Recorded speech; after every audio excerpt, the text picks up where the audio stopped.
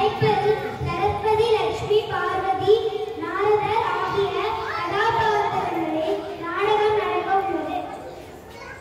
இந்த உலகில் சிறந்த செல்வம் கல்வி செல்வமே. இல்லை, பொருள் செல்வம் தான் சிறந்த செல்வம். இல்லை இல்லை, வீரம் தான் அனைத்திலும் சிறந்த செல்வம். தன்மானத்துடன் இருக்கும் ஒருவனுக்கு கல்விதான் சிறந்தது. அந்த கல்வியை கற்றவனையே விலைக்கு வாங்கும் அளவிற்கு சிறந்தது பொருள். கல்வியோ பொது, அதை வைத்திருப்பவர் சர்வ அதிகாரத்துக்கு கட்டுப்பட்டே ஆவான். அதனால் வீரம் தான் சிறந்தது. பலம் மட்டும் கொண்டவனுக்கு அறிவு குறைவு. அறிவு இருப்பவனுக்கு பொருள் குறைவு. பொருள் இருப்பவனுக்கு தைரியம் குறைவு. விவாதம் வேண்டாம், கல்விதான் சிறந்தது.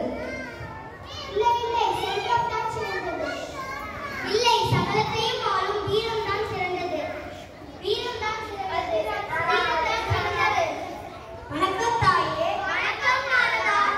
ஆஹா, தலைமகள், திருமகள், நரைமகள் ஒவ்வொரு மொழி இடத்தில் கூடியிருக்கிறீர்களே, என்ன அதிசயம்! என்ன நாரதா,